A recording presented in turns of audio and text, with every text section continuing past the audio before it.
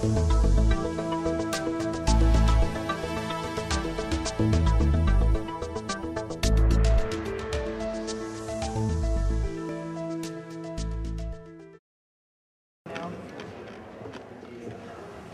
welcome, good morning, and welcome to this session, Effective Social Media Techniques. During this session, we're going to be talking about some of the ways to use social media more effectively.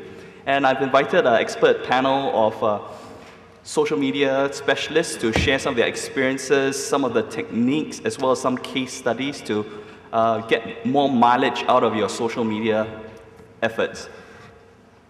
What is social media? Social media, or better also known as Web 2.0, refers to the new generation of websites that have more interactivity, give easier use of two-way communication, and I think one of the key elements is the availability of real-time communication. So our panel this morning, but before we get to the panel, one of the objectives of this session will be to unbundle and demystify some of the techniques and barriers of entry to social media. Because even though social media, it's really easy to use a Facebook, Twitter, or one of these social media websites, but to use it effectively requires a little more thinking, a little more strategy and tactics, which we'll be highlighting.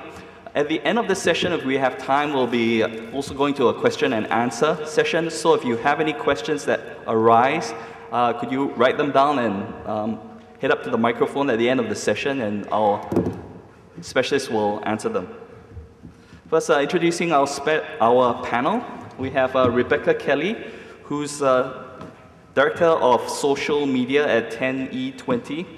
You'll probably know Rebecca best as having worked at several SEO websites or SEO consultancies over the last couple of years. She focuses on organic SEO, social media content creation, blogging, viral marketing, and link bait. At 10E20, she provides consulting for clients and manages 10E20's in-house social media efforts. And she guest blogs for various internet marketing publications and speaks about internet marketing and viral marketing at various trade events and conferences. Next, we have Brad Tabke. Brad wasn't listed in the program, but rest assured, he is speaking today. He's the CEO of WebmasterWorld, the popular internet marketing forum, as well as the founder of the Popcorn trade shows. He's coined several SEO staples, such as the terms link farm, SEO themes, and the classic SERP, or search engine result pages. He's the first known person to have fully decoded the Excite and most of the Alta Vista search engine algorithms. Third, we have Keith Plosek, who's a Mail.com social media manager. He started out as a social media manager for Village Voice Media, and he specializes in crafting and identifying content that grabs your attention and connects writers and readers. I'm your moderator, Andrew Wee. I started out as a print journalist writing for a newspaper, and have gradually moved on to blogging and affiliate marketing over the last couple of years. My background's in technology and electronics-focused business reporting. With that, our sequence of speakers will have Brad, Keith, and Rebecca will tie up the session before we go into Q&A. Let me switch this. That's session 3, the third presentation.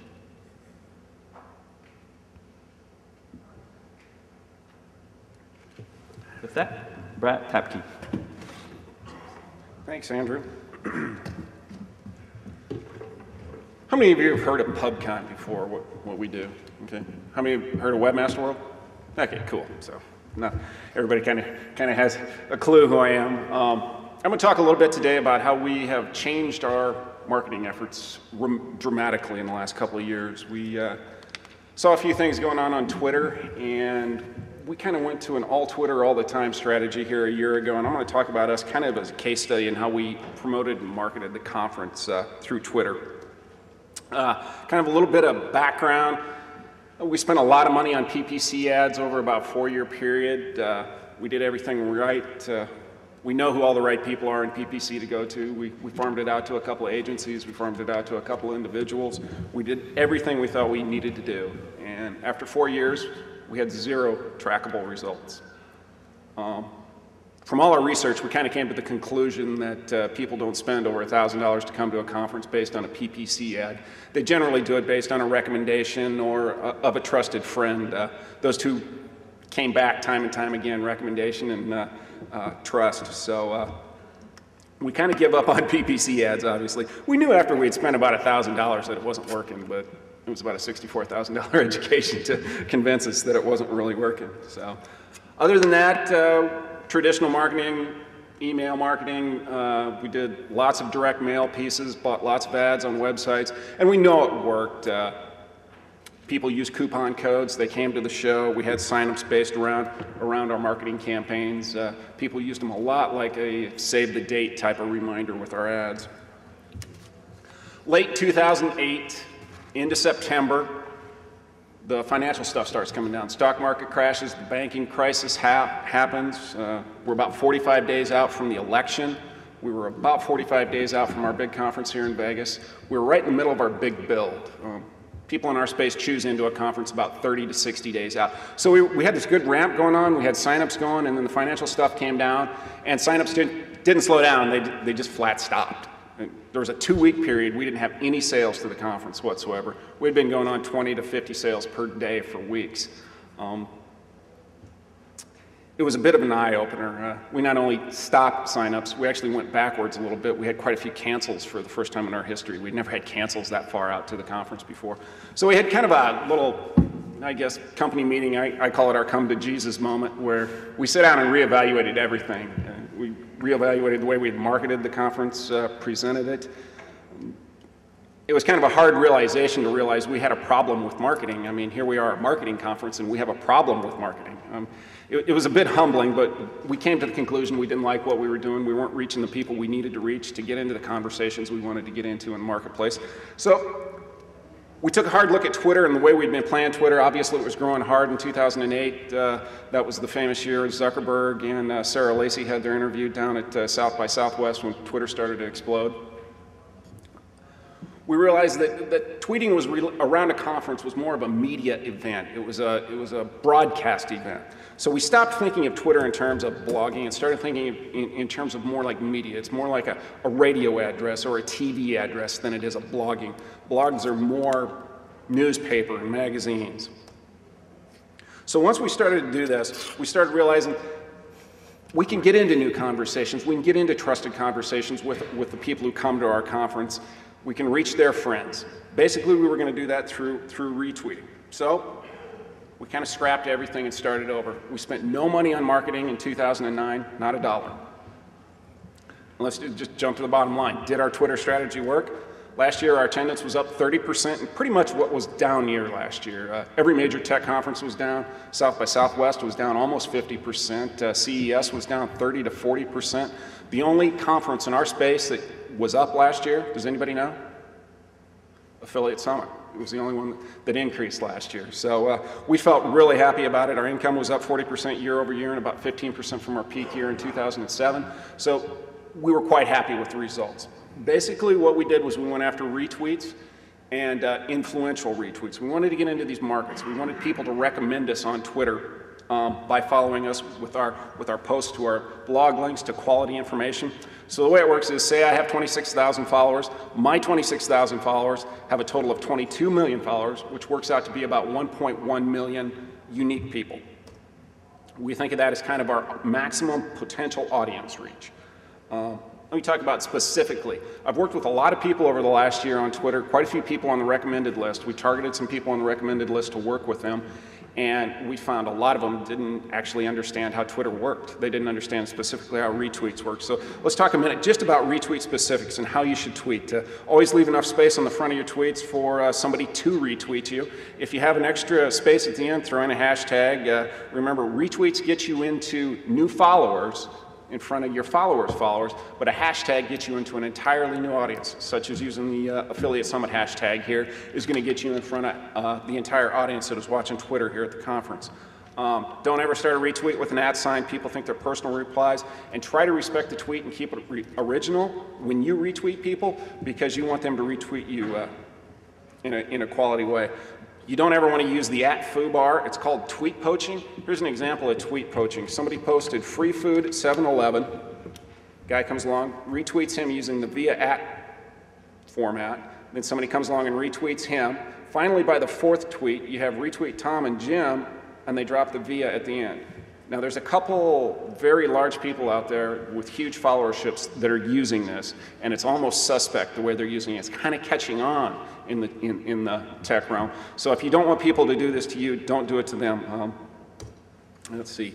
What goes on in retweets? This is by Dan Zarella at HubSpot. 70% of all retweets contain a link. What that's saying is people are sharing good content, educational, breaking news, alerts and warnings, contests. They're sharing valid information, so links are cool in tweets. What things retweet? Things with hashtags tend to have a higher amount of retweets as long as they have quality information, not just spamming in a channel. Bit.ly more than tiny URL, mainly because Twitter has endorsed them, and afternoons tend to be retweet heavy. The classics always do well. Here was one I posted about a month and a half ago when I was working on this presentation. Good friend Michael Drorsch got an article in USA Today, and I tweeted about it. I ended up getting 10 retweets, 7 related ads, meaning people just come at you out of the blue. Hey, he's on Twitter, let me at him and talk to him. And then you get some DMs, and then you get unrelated stuff happening. Ultimately, we worked out about 91K followers we got in front of. What is interesting about it is after this was all done, I noticed that the article was actually 1.5 years old, and it's already been mentioned on Twitter a couple, 2-3 times. But here it was kind of a classic story that held up well 1.5 years later. When to retweet? Main thing is know when your audience is on Twitter. When is their high point? Morning, afternoon. If you're looking to get retweets, you want to get in that sweet spot and save your best tweets. And it might seem funny trying to construct a really good tweet, but we've had very impactful tweets around events that we go announcing. We've spent a day working on 4 or 5 people on one tweet, and the way we present that through friends, followers, who we want to retweet is asking them flat out for a retweet of this tweet that we do. So timing is everything. And don't be afraid to tweet something in the afternoon that you posted in the morning. Just be careful not to be too spammy. One of the fun things is to realize how your audience segments on Twitter. We have followers in Europe, we have followers in the United States, and then we have some followers in the Far East. And so for us, we can tweet something at 8 in the morning, 8 p.m., and 1 in the morning, and not offend anybody by looking like we're spamming them with duplicates. Retweet days, highest tweet day is Wednesday. Monday and Wednesday are the highest retweet days. Highest number of retweets happens 2:15 to 3:30 p.m. Eastern time in the US. This is off of my followers. I looked at all their tweets for a 2-week period. Fairly tech heavy, about 22 million people. Excuse me, my followers, about 22 million people. Why that is, not entirely sure. We think that 2:15 to 3:30 is when people are coming back from lunch. They're a little bit tired. They may not have a lot of creative thoughts, so they retweet people. They copy and paste people. So, and Twitter themselves says the #1 city is London. How to tweet, when to tweet, always be optimizing. It's the same old stuff, the way we play blogs. Look for your friends and competition, scout related keywords and hashtags. It's a good way to get in front of your friends. If you have some competitors who are still friends, you know, the old co-opetition, we call it, don't be afraid to tweet them. Go out and engage with them, and you get in front of their followers. You get in front of their people. Contests, coupons, things like that, invites to beta programs, they get retweeted heavily. Put your tweet it buttons everywhere. Ask for retweets. Don't be afraid to. If you get something that is tweet heavy, that somebody's retweeting a lot of, put up some fresh blog content. There's nothing like engaging a visitor once they come to your site. Now, the big thing we did at PubCon is we took everybody that signed up for the conference, we asked them, #1, for their Twitter ID. If we didn't have that, we took their email address. If we didn't have that, we took maybe their name, and finally we looked at them by hand, and we ran them through a service called Clout. Clout kind of is a page rank for Twitter. They come up with this number, this K-score, based on your followers, when people tweet you, when they retweet you. Basically, they come up with this Clout, this K-score, how influential you are. Basically, we ran everybody through Twitter, And there were no huge surprises for 99% of the people we ran through it. But we ended up running into about 10 to 15 people that we didn't have a clue why they had such high K-scores. Well, we kind of went out and reached out to these people, and of these 15, we ended up getting 8 of them as speakers to our conference because they were obviously experts in their own space. And these people went out and tweeted about us, talked about us, they wrote blog stories about us. Some of us ran buttons for us. The blowback from it was just fantastic. We just got all kinds of great play on their space, on their blogs and stuff. And I'm sure in your space there's all kinds of influentials you can be studying too. So Cloud's one such service. There's a couple others coming out. What we approach Twitter as is part of our whole Halo Media. A good friend of mine, Sean Rorick, over at Cirque marketing manager over there, former marketing manager, he's now left. He talked about basically everything that drives traffic to a website. You want to put a traffic umbrella around your site. This is kind of the way we played Twitter. We looked at everything we could do. We looked at all back end, email interactions, newsletter, even our SEO, SEM, we redirected towards a Twitter focus. We wanted to get people in there. Our word of mouth stuff, we definitely talked to people at conferences. We wanted them to retweet our tweets. When we had something really important to say, we went out to the right people and asked them, hey, retweet this. This is a big deal for us. Please support us in doing this. And then we went back to them and made sure we supported them when it wasn't quite our day. There's a picture of the Clout K-score. Now, does it all work? Well, Dell said they did 6.5 million last year on Twitter. So clearly, if it's working for the big guys, it's going to work almost even better for the small guys, I think. This will be in the deck. Here's a list of some of the services we use to track people and to track the buzz on Twitter. This presentation is also available at that URL, temp/twitter.pdf on PubCon. And by all means, please stop by and say hi to us. I love meeting everybody. We got a booth, so please come on by and see us. Thank you very much.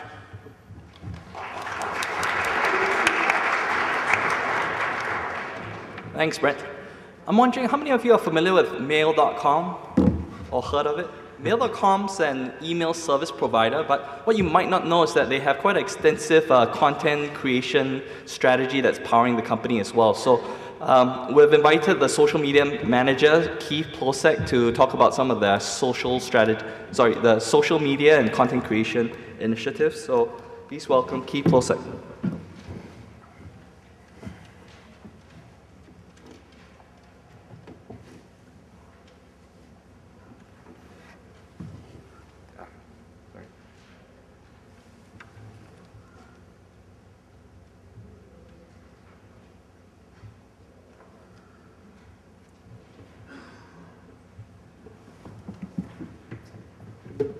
Hi guys, my name is Keith. I'm an editor at Mail.com and our social media manager. I'm here just to talk about my job a little bit, the things I do on a daily basis, kind of describe some of our process and strategy, and then hopefully I'll be able to give you guys something that you can glean for your own businesses. Basically, Mail.com is a portal. It's a smaller portal, as I noticed from the hands. It's not so popular as it once was. It was bigger in the 90s, then it kind of got left behind, and then they started to really kind of abuse their users, to be honest. But a couple of years ago, my company purchased it and they revamped it, and they hired me about a year ago. And along the way, they've been picking up content sites. So now we're moving into the content game. We have an email base, which gives us a certain amount of scale, but now we're moving into content, and that's where the social media stuff really starts to come into play. As far as the sites we're picking up, we've got a large focus now on the entertainment industry. We have Deadline.com, which is Nikki Fink. She's our main reporter there. She gets linked on the Drudge Report all the time, and she was breaking a bunch of news on the Conan O'Brien stuff this past week, for example. We've got Hollywood Life, which is run by Bonnie Fuller. She is basically reinvented the women's magazine with Us Weekly. We've got Movie Line, which is basically we took the guys from Defamer, which is a Gawker blog, and we kind of poached them all from them, which was kind of fun. And then we have On Cars, which is another one of our main sites, and that is an automotive site. So as you notice from these names I've been saying, we basically have a large focus on personalities. We have one or two main personalities at the fore, and then that helps drive the media attention of other people writing about us, but it also helps drive our brand and our name. And then so basically we use these personalities, and that reflects our entire social media plan. And our big thing is we are big on encouraging our folks to be themselves. I think a common pitfall of social media you guys might have noticed this yourself, is that it's this blandness. People are worried about being in public. They're worried about saying the wrong thing. They're worried about possibly alienating a potential customer. So you get a lot of really, in Twitter especially, and in Facebook as well, you get a lot of really bland tweets. Like, I hope you guys are having a great Saturday. Like, a lot of like, what are you guys going to do this weekend? Which is all fun and well, and if it's genuine. But we find that a lot of people, they just kind of don't really have a take, and there are millions of voices out there. I mean, how many Twitter accounts are there? And unless you're Ashton Kutcher or Ellen DeGeneres, like, you have to give people a reason to care about what you're saying. Just saying the random stuff isn't going to do it. You have to kind of have a take. This, of course, doesn't mean you have to be rude or inconsiderate or mean or to get people to notice you, because that'll obviously have blowback effect. But I mean, we found this at my company to be quite successful. We at least 30% of our traffic is coming from social media outlets such as Twitter and Facebook, and dig and stumble upon as well. And so, yeah, it's been a good driver for us, and I think, and I'm just going to talk a little bit more about that. The good thing about our sites is we have quite a few of them. I mean, we have other ones that I didn't mention, but the main thing is these opportunities, they give us opportunities for retweeting and for scale. As Brett was saying, if, say, one of our Hollywood blogs writes about a car, we're immediately going to get on cars to retweet that, and that'll start to get into different groups and different affiliations. And then, one of the difficulties, though, is that we have all these people, we have a lot of personalities, so varied personalities are requiring varied solutions. It's sometimes you get people all ramped up and have them being themselves, and sometimes, you got to make sure that they're still kind of following certain guidelines, because we have to build these long-term relationships. And so that's why we put together some best practices that we've shared with them as far as just for social media. And I actually have the next couple of slides. Well, some of the coming slides are actually just verbatim stuff that we've shared with them.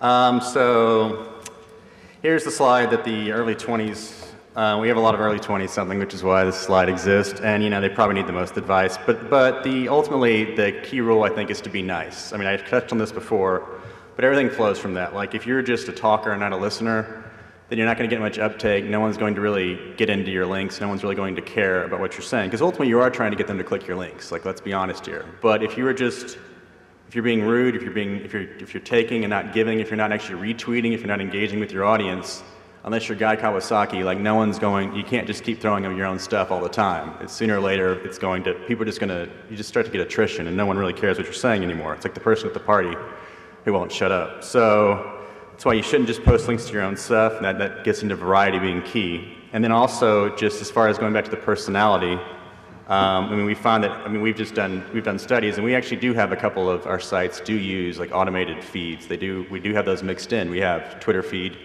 that we use through an RSS on some of our accounts, and those links generally just get far less clicks than one that was handwritten. It's just, you can tell if you see something and it says breaking news, Conan O'Brien show gets canceled, and then it has a link, you almost know that that's probably the exact headline of the article, and you know that that's what it was. And that might be a weird example, because that is breaking news. But if someone says, Conan, big news about Conan, check out our story, even though it's actually less informative, people know that someone actually wrote that. Someone got excited, someone sat down and put that on the Twitter, and those are going to get a lot more clicks. But that does take a little more time, admittedly, so that's something we have to balance. So what's this got to do with affiliate marketing, I guess, would be the next question you're probably wondering. But I think that some of the rules are the same.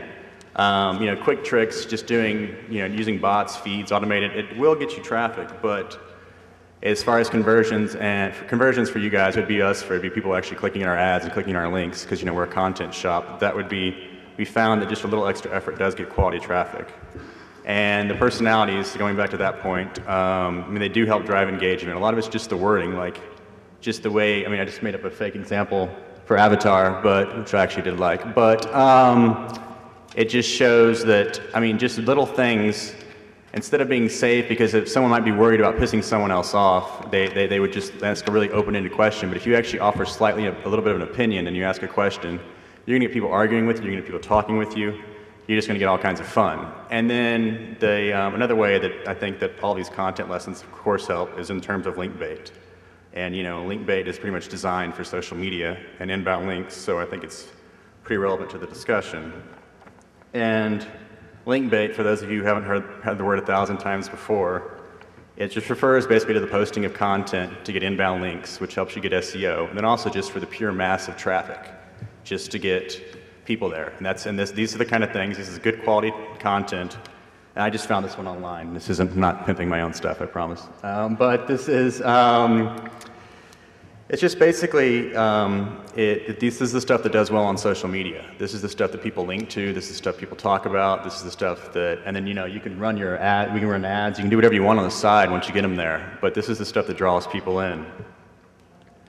And then so there are certain rules. These are content rules that people use. We share these rules with all our writers and editors, and they're pretty basic, but they do. I mean, this is the kind of stuff that does well on social media. First and foremost is list. I mean, if you go to dig.com right now, which is probably the largest social bookmarking site, you're going to find probably 3 lists out of the top 10 sites. I mean, it's just what works. People like lists. They're easy to write, and they also ultimately engender arguments. If you do the top 10 '80s movies that feature a trip to Mexico, someone's going to really complain because you left off that one movie, and then they're going to reply to you on their Twitter. They're going to leave a comment on your site, and ultimately social media is about conversations. It's about the backwards and forwards engagement. So I mean, the list really just go, and they could go. And as you know, from posting links on Facebook, the more comments something gets on Facebook, the more likely Facebook's algorithm is going to pop it into people's news feeds. Because with Facebook redid their stuff about, I guess, a couple months ago now, where you don't get everything by default that everyone's posting. They only bring in hot stuff. So if you want to make something hot, you have to get people commenting on it. Same thing with Twitter, with the to and fro, people going back and forth. If people are arguing back and forth about your piece of content, then other people are going to see it, and then it just becomes an aggregate effect.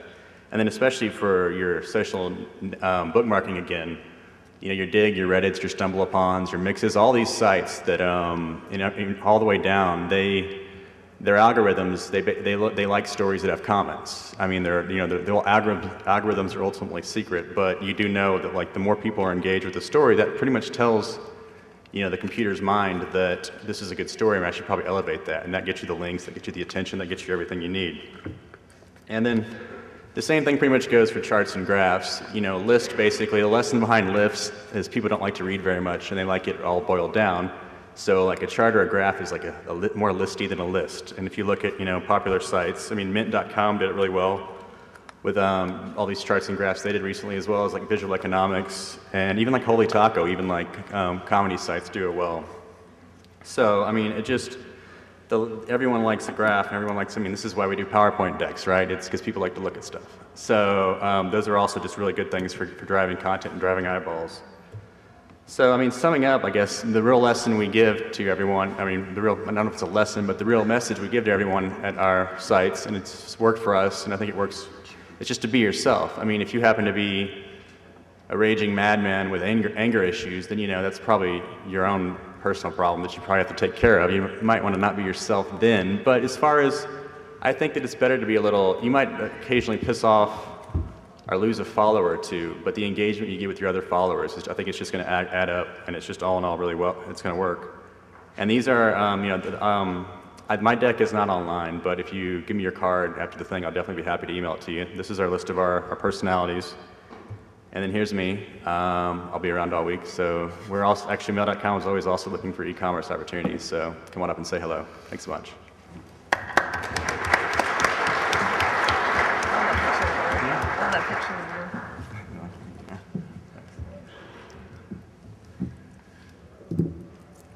In terms of do's and do nots for social media, I'm seeing if I can see the guilty party in this room.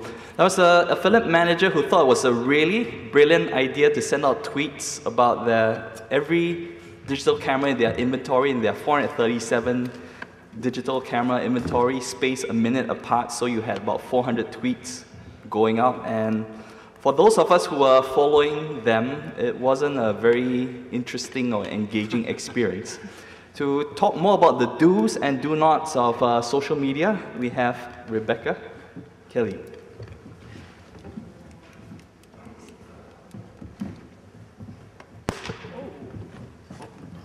Just shocked everything. Hi, my name is Rebecca Kelly. I'm the director of social media for 10E20. We're based in New York. I live in Seattle. And I'm going to talk about some Tactics of social media douchebags and how to avoid traits of douchebaggery, which is a word. Look it up. Or not, because it's actually not a word, but whatever. So what's a social media douchebag? Basically, it's a person who acts like a total asshat on social networks and social networking sites. If there's any Jersey Shore fans out there, this is the situation. I'm kind of a Jersey Shore fan, very shameless, I know, but you know, it makes for good TV. Douchebag tactic number one, spam, obviously. It's kind of a no-brainer, but a lot of people are getting into social media marketing and thinking that it's a good opportunity to spam the masses, and you know, it's kind of just an old tactic with a new hat on, and it's kind of the same thing. So basically, I mean, there's different types of spam that people are doing socially. Number one is spam on instant message. So you know, whenever I log in, I immediately get 20 pop-ups from people who are saying like, hey, can you dig this for me? And half of them I don't even know. And I mean, this isn't a good tactic. Basically, these people are getting my screen name off my dig profile, and then they're just hitting me up to vote on their submissions. And it's not the best way to go about doing it. It's going to offend a lot of diggers, especially the good diggers. You know, common courtesy goes a long way here. If you come across somebody on a social media site who has their screen name listed, you know, I am them, introduce yourself, say how you found that person, like, hey, I saw your profile on Dig, was wondering if you'd be interested in, you know, exchanging votes every once in a while. I mean, this is a tactic that a lot of people use on Dig, like the vote spamming. I mean, sometimes it works, sometimes it doesn't, but for a lot of these sites, you really do need to get some eyeballs and some activity to your submission in order for it to kind of get in the recommendation engine and to get more visibility. So sometimes you do need to push it a little bit, but a lot of people go a little too aggressive. And a freaking greeting every now and then, instead of just saying, hey, dig this, how about like, hey, how's it going? You know, what's up? Make some small talk and then kind of ease into the, okay, I've got something, you mind looking at it, like no worries if you can't dig it or whatever. I mean, if you're just too aggressive, then you're just going to turn off people, and you're going to be that douchebag on IM that, you know, people want to block or avoid at all costs. Number two is spam on Twitter. These are DMs that the 1020 Twitter account got, and it's just ridiculous. I mean, people are DMing and saying, like, tribes war, I lost weight, and all this crap. It's not very effective because it's pretty easy to spot, for one. And I don't think it's worth getting banned over. A lot of accounts get banned pretty quickly on Twitter. They do a decent job, but I mean, it's an obvious shady link that you're dropping here, and it's kind of the hi, comma, check out this link. I mean, that's kind of a red flag for this is obviously spam. Not to say that you shouldn't DM people with a link to your content. But if you're going to DM it, it needs to be personalized to some degree, because otherwise, why would you be direct messaging this person versus just tweeting your link out to people? So personalize it. Ask them a question. If I DM Brett or Keith, I'd say, like, hey, would you mind taking a look at this and giving me your input? A better response is when you can get the person more involved and have them feel like they're contributing in some way. So if you're asking for their input or advice or feedback, then they're probably more likely to click through and give you their 2 cents. People love giving their opinion online, so if you can work that in somehow, then it's going to seem more genuine than just dropping a link and saying, hey, click on this. Spam and comments, it's pretty self-explanatory. Just don't. I mean, I don't know what's going on here. Viagra order Ohio, Cialis cheap Indiana. It's not even spelled right, so I don't know what's going on. But I mean, if you're dropping comments like, hey, nice post, and then it's left by, free online poker as the name, it's pretty shady. Even if you're trying to phone in a personalized comment and your screen name is still that, I mean, people are going to look at that and think, okay, this person is full of crap. So, and it's kind of an old tactic. It's just kind of played out, spamming comments. So if you can, just create if you're going to drop links and comments, make sure that they're appropriate, make sure that there's a reason to link back to your content. Use a name, or if you're going to use your brand, that's fine, but if you're just trying to spam the keywords, I mean, half of blog comments aren't even followed anyway, and it's probably not going to give you much of a boost because, I mean, Google and the other search engines, they're doing a pretty good job of counteracting methods like this. So it's just a pretty bottom feeder attempt to drive traffic and links back to your site.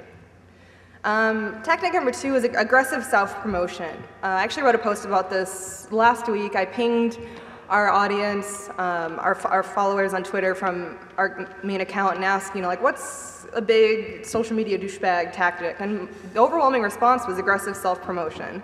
And that's kind of just, you're always blogging about, if you have a blog, you're always blogging about your company or your tools, your products, and you're never really talking about other industry news or, having an editorial or saying, hey, Keith wrote a great post about whatever, check it out here, really good information. Tweeting nothing but links back to your site or mentions about yourself, dropping comments about yourself on blogs, and then totally spamming out your friends on Facebook, like become a fan of Rebecca Kelly. Every day if I send out that invite, people are going to be like, screw you, I don't want to be your fan, this is ridiculous. There are some exceptions to the rule. If you have, like, Dell has their Dell Deals Twitter account, and that's all they do is they drop deals, and that's why you follow that account. But for, I think, a lot of smaller sites, especially, smaller affiliate sites that are trying to get started, there's so many sites in this niche that I think to make yourself stand out a little bit more, you need to kind of have that interaction aspect. And if all you're doing is just promoting yourself over and over and over again, then people are going to think that you're maybe selfish or you're narrow-minded, especially if you're just tweeting content that you write. And then what if somebody else has something that they write that's maybe a different perspective, and you're just totally ignoring it to promote your own, your own perspective or whatever. It kind of just turns people off to see you're just in there for your own personal gain. And even though social media marketing is, if you boil it down to it, it's kind of about promoting yourself, but people don't like to think that. The whole point of social media marketing is that it's kind of a two-way street. You're having a conversation with people, and if you're using social media platforms to just have a one-way dialogue, it's defeating the purpose of the social aspect of social media. Tactic number 3 is it's kind of just censoring. So there's a recent example, I wrote about this. Domino's, they had their crap pizza. I guess it was ranked in taste. It was tied with Chuck E. Cheese in terms of taste. So they wanted to do an overhaul. I'm sure you've seen their commercials. So they set up a microsite, and then on their microsite they had a Twitter feed showing feedback of people who've tried their pizza, and they used a new pizza hashtag. So what they were displaying on their site wasn't really meshing up with what Twitter search results were showing. And it looked like they were filtering out certain content, and people jumped all over this. They were like, okay, Domino's is censoring, they're not showing everything that people are tweeting. If it's, because somebody wrote, everyone started projectile vomiting, they buried me neck deep and stoned me when I brought pizza over. So I wrote about it, and Domino's responded, and they told me that they were using a censoring filter for profanity, but I guess, I don't know, they said that something got jacked up, and it was filtering out more than they wanted. So I don't know if you want to believe that, that's cool. And some of their stuff that was profane was censored out, so there's definitely some clout to what they're saying. But even still, the fact that they didn't acknowledge it until after the fact, a lot of people came to a lot of conclusions about why are you censoring out these tweets or this content, and it made people pretty mad, because if you're putting yourself out there, especially your brand, and you're deleting any negative reviews or constructive criticism or valid feedback, then it's just going to make people angrier. It's just showing people that you're not listening, that you're kind of doing the la la la, I can't hear you thing, and that you're only trying to, project what you want people to think of you instead of what people may actually be thinking of you. And then number 4 is you just don't get it, do you? So here's an example. It's kind of a I don't know, I guess a risque example. There's this guy named Kurt Greenbaum. He is the social media director for this paper in the St. Louis Post-Dispatch. So he wrote a post called, like, what's your favorite thing to eat or something, and some guy responded with a kind of a cheeky comment, and his answer was, like a slang for the female anatomy in the comments, so he deleted it. And the guy came back and he posted it again. So this guy's just, kind of being a troll. So what Kurt did is he tracked down the guy's IP address, and he found out that he worked at a school, so he contacted the school, and told the school what this guy was posting, and then the guy got fired. And everybody online just went crazy over this because, you know, they're like, why would you do that? That's so like overblowing the fact. I mean, yeah, he was being profane on your site, but you can just delete it or you can ban the IP or whatever. I mean, this guy went overboard. So this is the search results for Kurt Greenbaum. People are setting up sites and blogging about how this guy is being a total douchebag. And from a reputation management point of view, not ideal, especially for somebody who's supposed to be a social media expert or a director of social media. So, I mean, it's not helping him, his personal brand at all. It's not really helping the paper either, because every time he posts something now, all the comments, instead of being related to the story, are all about how, you know, people want him fired and they want him to at least acknowledge that what he did was wrong, and, you know, he hasn't acknowledged it, and, you know, it's just turned into a nightmare. So, you know, it just turns into a problem. And the same goes for, you know, I've seen people post, they have profiles on Dig, and clients come up to me, they're like, yeah, you know, we have a Dig profile, and we've been submitting content, it's not going over too well, and then I'll look at their profile, and it'll be like company name, and then all of their submissions are from their company website. And it's kind of like, well, you don't really, that's not how it works. You don't really know what you're doing. You're not getting to know the community. You're just promoting yourself, and it's just, you know, it's a kind of big mess of do's and don'ts, and this is just a whole mess of don'ts, but this is what they think you do to get successful in social media. That's not the case. So to summarize, you know, spamming, not a long-term solution, especially if you're trying to build your brand and build a customer base. And, you know, the aggressive self-promotion, that's not what social media is about. I mean, you can promote yourself, but the best approach is to mix in, you know, self-promotion and, you know, kind of community stuff and tweeting out to people or engaging with others and, you know, just kind of acknowledging to your customers that you hear them and you're responding to them. And stifling your audience by censoring them, even if they have valid feedback, it can only make them angrier, and especially if you don't address the big elephant in the room like the St. Louis Post-Dispatch has been choosing to do. And everyone's an expert these days. You know, don't give the fresh out of college kid your social media tactics and things to do just because he's young and he gets what social media is about. Like, no. You need to, if you're going to be participating in social media marketing, you need to know what you're doing. You need to know the different sites and you know, the audience that participates in these sites, and just kind of get to know everything so that way you can be as successful as possible when you're participating and engaging. Charlie is our 10E20 dog, so he's giving the obligatory hire 10E20 message here. And that's it. Thank you.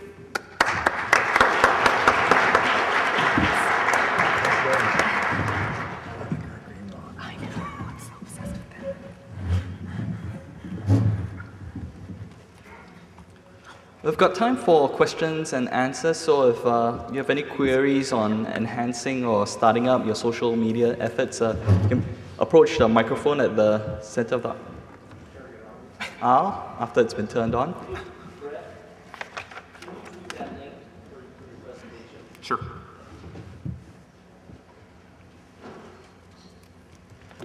Any other questions? Come on! Maybe I could kick off with the first question for our panel. Which of the social platforms do you find to be the most effective in your social media efforts, and what's your strategy when it comes to using them? Insert my presentation here. Oh. Twitter. Obviously, Twitter. We haven't found Facebook has generated much for us in our space, in the tech space, and obviously MySpace. We don't want to reach high school kids. So. It's Twitter for us, Twitter and Dig. Yeah, for our company, for 10E20, Twitter drives a good amount of traffic because we get a lot of retweets for blog posts, you know, anywhere between just like maybe 10 in the low end to 70 or 100 plus. So it's a good way to share content. For a lot of clients, Facebook seems to be doing really well, you know, setting up a Facebook fan page and customizing tabs. You know, you can customize a tab to create a, you know, like a special deal or a promotion, and if you design that really nicely and you kind of, you know, buy some ads to support it, that seems to be doing really well. And I know I have a friend who makes web comics, and Facebook is one of his like top traffic sources, up there with like Dig, getting something on Dig and Reddit, but Facebook sends, a ton of traffic because he's got a very loyal fan base there, so that seems to be doing really well for him too. Yeah, Twitter and Dig, but a lot of it depends on the site. Like, for example, we have Hollywood Life, which is primarily female, so Dig doesn't play so well with that unless they're voting on it for the wrong reasons, because it, happens to feature a scantily clad woman in the post. But and in that case, we've found some success with Facebook, and especially if it can be expensive, but if upfront, if you build your, you can do ads to acquire Facebook fans. That's an option, or just in general with Facebook, you can kind of try and fine tune your audience a little bit. But it's still, Twitter is still a huge driver though, for sure. We have a question from the floor. Yeah, this is for Brett. Your presentation was excellent on Twitter. I'm somewhat of a neophyte, I guess, on some of the different ways to use Twitter. I'm wondering if you can back up a little bit and go through how you use @tags and hashtags and what your strategy is for getting tweets retweeted a little bit in more detail, because you went through that stuff pretty quick. That'd be great. Sure. Rebecca mentioned one of the most important things is don't just tweet about your own stuff. Come up with good quality links. One of the things I've done personally was to build my own account. In the early days of Twitter, it looked like it was going to be a personal service, and we didn't quite understand the commercial aspects of it. So I went about building my own personal following instead of building the company's following, whether that be PubCon or WebmasterWorld or a couple of our other related concerns. So first off, build a good following. 2, do that by sharing good information. That list I put up, contests, things to breaking news, quality information. Even if it's been on TechMem or wherever it's been in your space, people are going to love a good link and they're going to retweet it. So that's the first thing. Get known and build a reputation for providing good information that your followers are going to want to know about before anybody else. So that does take some work. It does take some effort, but once you get into it, it kind of takes on a life of its own. And one thing we do is we schedule a lot of tweets. We'll come up with a good tweet about a good obscure link that nobody else has found, even Dig or some of the big aggregators in our space. And we'll go ahead and schedule that tweet to go ahead and come out tomorrow morning at 9 a.m. when our audience is on, or 11 a.m. So that's the first thing. Build a good following.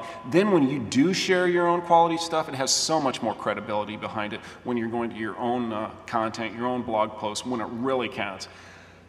I kind of mentioned one of our big strategies is we used our friends and family a lot. We promoted them on Twitter, we supported them, we backed them up, and when it came time for us to, hey, pay back a little bit, they came through for us in spades, and when it counted, and it made a huge impact. So that's the first thing. @tags, we try not to use a lot of @tags except for in our own retweeting of friends and family, even of competitors.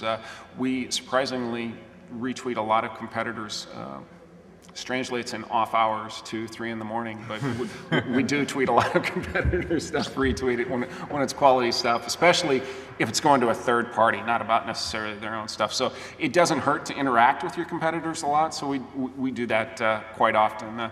Hashtags, when you're at events like this, sharing good information. When you're going through these sessions, by all means, tweet about it.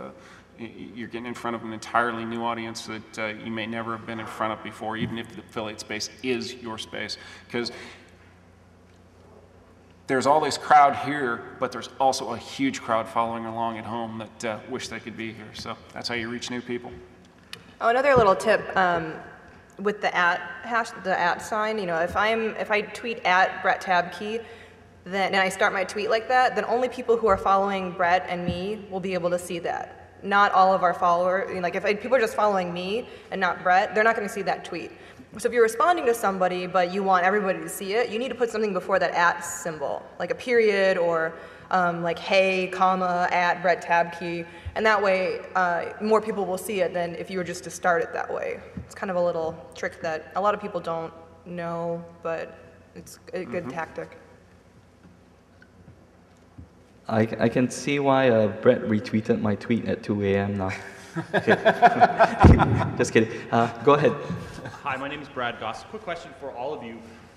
If you were to start from scratch today with a brand new Twitter account, what would each of you do differently?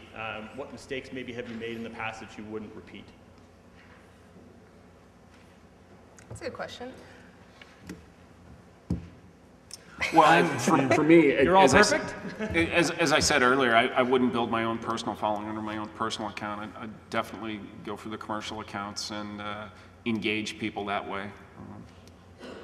I think, building up your followers, I'd set up, I use TweetDeck, so you can set up searches for people who are talking about whatever niche you're in. If you're candy or something, I don't know, and people are mentioning a specific type of candy, you keep track of those mentions and then follow those people and then kind of start engaging with them.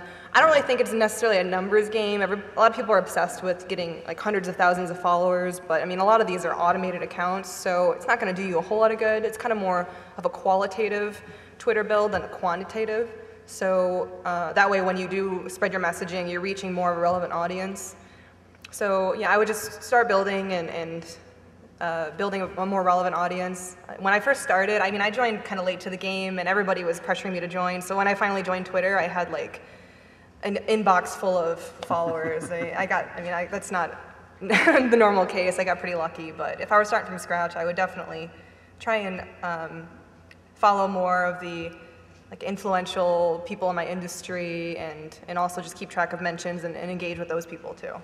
Yeah, I definitely think, and then the search, I didn't even know about the search in the beginning. I think in the beginning, it was just sort of a echo chamber people already knew. So we were just it was sort of like how people make fun of Twitter for I'm eating breakfast right now. So it's so am I, I'm sitting next to you. But so, that's right about that.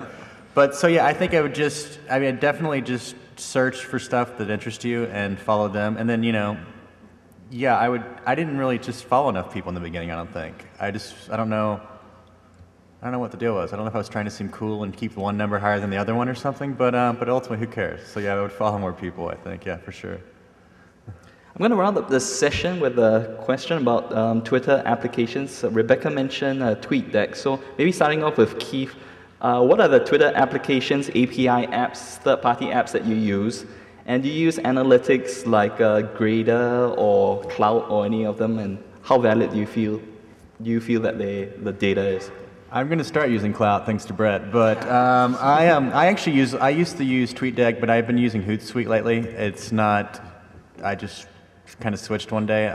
It's good. I find it's pretty good for. TweetDeck's really good for making lists if you want to have different columns or you want to categorize your people. If you have people that like a lot of people, most of their list titles will be real friends versus random Twitter people. But I find Hootsuite, since we have our own people. I've got about 8 or 9 accounts I watch, so I just really like their pretty regularly all day long. So I find I just like their tabbing system the best, and they have decent analytics. But I like just and if I'm on a different computer, it's online, so that's handy. I don't have to reconfigure anything. I just log in from wherever I'm at. But I like Hootsuite personally. Yeah, I mentioned before I use TweetDeck. The nice thing I like about that is that you can manage multiple accounts from the same dashboard. So I can toggle between the 1020 account and my account, or if we have a client account that we're managing their Twitter account, you can just toggle back and forth between them without having to keep on logging in and out of different Twitter accounts. And normally it's good, except for when I make a dumb comment that's meant for my personal account and I tweet it on the 1020 account, which I've done way too many times. Yeah, I do that too. Yeah. They're like, haha, I po noobs. It's like 1020. I'm like, shit. But Easy Tweets is another one that we use. It's a pay program, but it's really good for scheduling tweets, and it also has some Twitter analytics of follower stats and a lot of nice little figures you can figure out how engaged are your followers, and if you need to pare down your list, or if there's anybody who hasn't interacted with you, do you need to kind of cut them loose and stuff like that. So those are the two that I mainly use, but definitely want to check out Cloud too. I used TweetDeck for a long time, and then when lists came about, and TweetDeck kind of still doesn't handle lists very good, I don't think. So I kind of went back to using the web all the time for daily tweeting. We do some stuff with scheduled tweets, and well, it's kind of nice if you have a living programmer. So we have a lot of our own in-house Twitter stuff build up, scheduled tweeting, and we're doing a thing. If you've ever seen the service Co-Tweet, it's nice for when you have 2, 3, 4 people in a company you want to use the same account.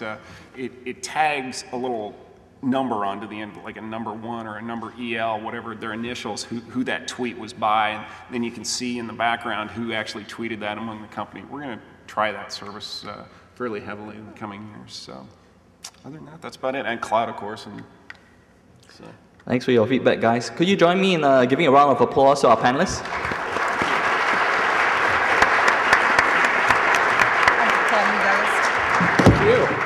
Before you head out, could you fill in the feedback form that gives us the ability to bring back the panel for future sessions? And the panelists will be here for a short while more until we get kicked out, so you're welcome to come up and say hi. Kicking and screaming. Otherwise, enjoy your day at Affiliate Summit. What's